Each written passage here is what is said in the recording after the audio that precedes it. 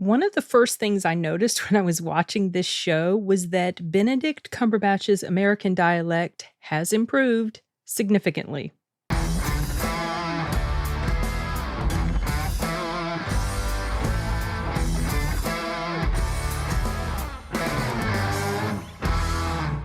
That was the only thing I could think to open up this review with, you guys. I couldn't think of anything more quippy than that because this is a very serious, sad type of show that I just finished screening. And yes, I did notice that very early on, except there is still a little bit of a hint of Brit when he says certain words, and ones that seems to give a lot of Brits trouble are the words anything or everything. They put a little bit of a different twist on it that is like a red beacon flashing right over their head that they are not actually Americans. But I digress.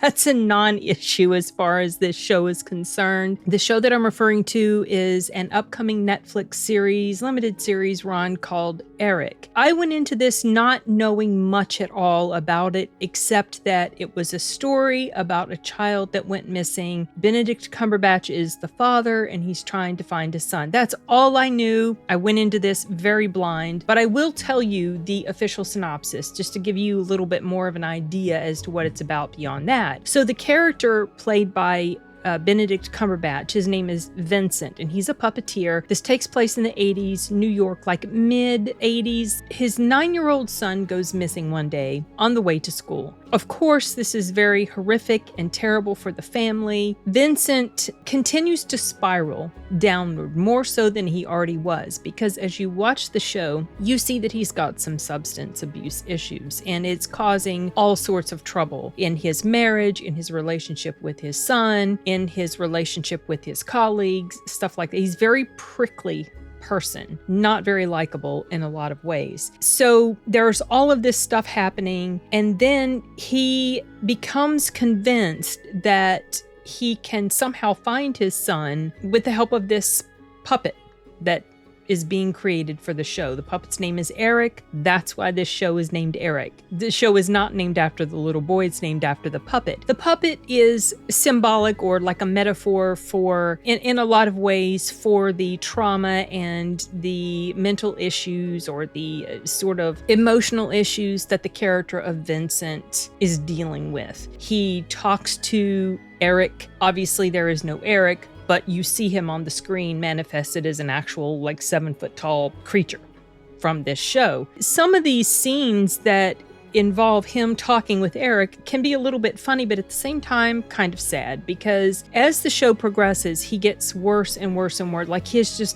decline is so obvious, and it's sobering and it's sad. Not to mention all of these other storylines that are going on at the same time, things that you're wondering, how is this connected? What is this about? Why are we seeing this person with this person? Why are we hearing about this case from 11 months ago? What is going on with these people? What's going on with this bar location? Or it's not a bar, it's a nightclub where there's sex for hire type things going on at this nightclub, and you're wondering, how does this tie in? What's going on? There are these sort of red herrings that get thrown your way as you're trying to figure out what's the connection, what's important to know, where is Edgar, what's happening, is he alive? And then as the show comes to a conclusion, you see all of these different storylines being wrapped up, and you understand the connections, or the lack thereof, between this situation of this missing child and these other groups that are involved. And I felt like the writing in that regard was very well done. I really did like how there were these other characters involved in the story. It wasn't just about the missing son. It wasn't just about Vincent. They were the primary, they were the trigger that got the storyline going. the disappearance of Edgar and all of these other things that started bubbling to the surface as a result of this case that a police officer or detective was working on. We follow that detective very closely as well. You find out that this detective he's got some things about his private life that he's keeping secret because of the environment of the day and how it wasn't so easy to be open about certain things back then. And you see how that kind of, these things that he's dealing with and how he has to keep his emotions about certain events kept under control because of stuff that he's keeping private. You see the parallels between the stuff that he is dealing with in his own private life and other things that are going on with people that he's investigating. And these not necessarily direct connections, but sort of like similar-ish situations that are going on that this detective he can identify with because of what's going on in his own life. I'm trying to be vague. Probably you guys can fill in the puzzle pieces as I'm saying this, but there are certain things I've been asked not to say in my review, for spoiler purposes. So I had written down a bunch of stuff. Some of that stuff is like, probably shouldn't say that because it might be a little bit too spoilery. I don't really have a ton of cons, honestly. There are a few things that I wrote down, just little things that came to me as I'm watching it. And I'm like, is this really possible? Can a TV honestly get reception underground with an antenna? I kind of don't think so, but it was important for this TV to be working for purposes of the story, of the plot, but little things like that kind of stood out to me. I like that there were all these different pieces to the story, like I said, and how they all kind of interconnected, not necessarily interconnected in the sense that they were directly related to what was going on, but just interconnected in the sense that you're seeing all the different puzzle pieces finally come together in the story. And then you get, as you get to the end and things are wrapping up and you're seeing what's going on with the characters after it's all over with. Other sort of cons that I wrote down on top of the little minor one about the TV was there are some instances where it feels like certain things are a bit too convenient for purposes of obviously moving the plot forward. And there are efforts to guide you along to buying into why certain choices were made, but given other stuff that had been shown previously, it still doesn't really track. By that I mean the believability of why characters made decisions based on other things that had already been shown, demonstrated to you. So I kind of was, I got a little bit twitchy about that. And then there's a scene where there's a character that's gone through a whole lot of stuff, physically a whole lot of stuff. And then when they show up, eventually, like later on, let's say, there is no indication on them at all. There's no suitable scruffiness to them at all to represent all of the stuff that they have gone through. That's minor as well, but these are just little things that I noticed. Some other stuff that I noticed that ended up in the con category was that it felt sometimes, especially with some things that were said at the end, it felt sometimes that there was a bit of preachiness that was going on. I kid you not, there was a do better moment that happened at the end. Those words used, do better, which every time I hear those words or see things like this, what I'm referring to reminds me of that horribly cringe moment in Falcon and the Winter Soldier with Falcon preaching to the senator, you need to do better, Senator. Well, it kind of reminded me of that. And I was just like, I rolled my eyes. It felt a bit preachy and silly given the person that was being talked about in this particular scene. The words were representing this person as one thing, but what you had found out about this person along the course of the story didn't match up with what these words were saying. And I don't think the writers actually comprehended that what they were trying to make you feel in that moment wasn't convincing because of what we had found out about the character at that point. Again, keeping it vague,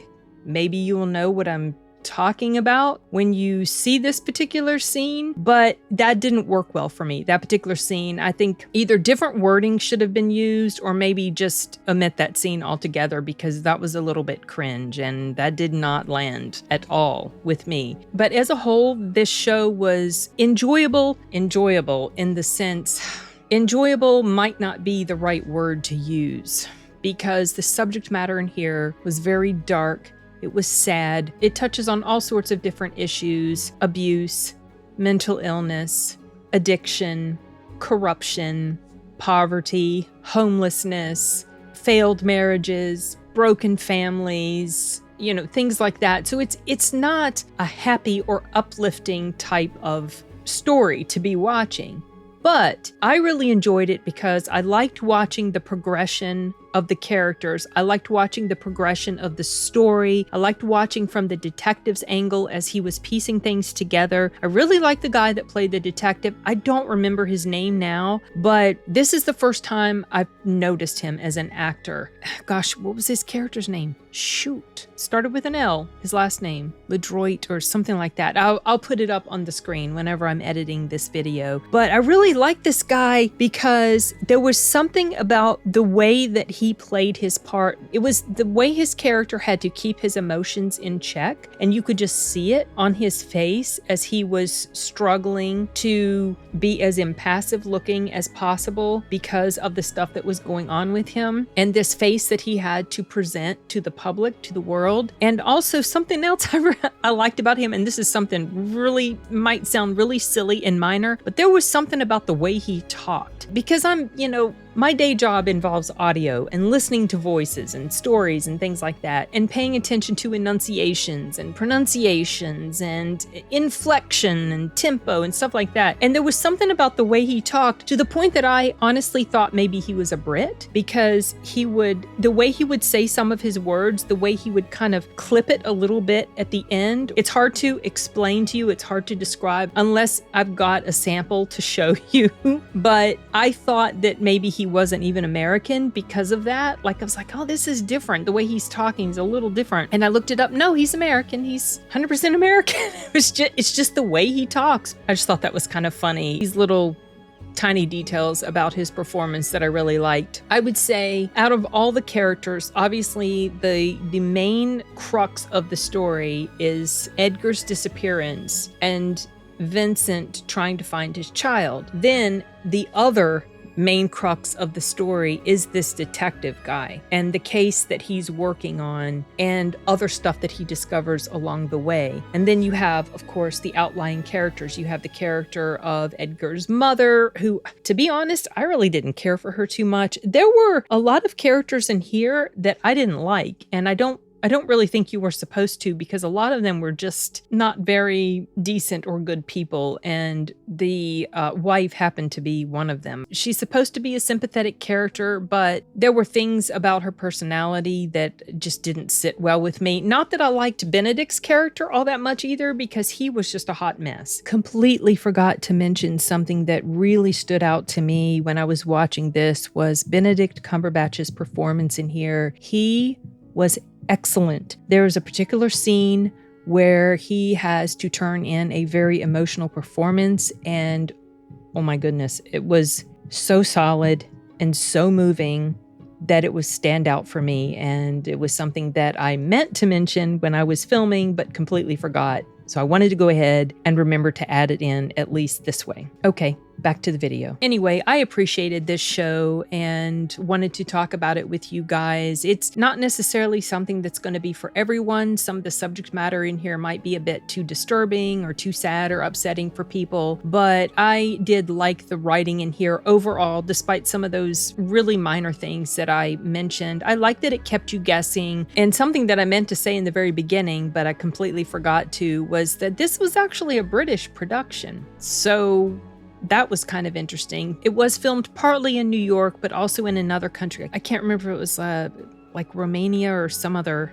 country. So anyway, it was filmed partly in New York, but also partly somewhere else. If you like Benedict Cumberbatch, if you like character dramas, if you like mysteries, if you don't get too bothered by certain subject matter, then give this a go. It's coming out on May 30th. So I'm going to try to get this edited and uploaded in the next day or so after the review embargo lifts. Anyway, that's all I have to say for Eric. Let me know what you guys think if you end up watching it. If you came away having the same sort of sentiments that I was trying to express vaguely, or if you had completely different feelings about it. Curious to hear your thoughts if you ever get around to seeing it. And that's it.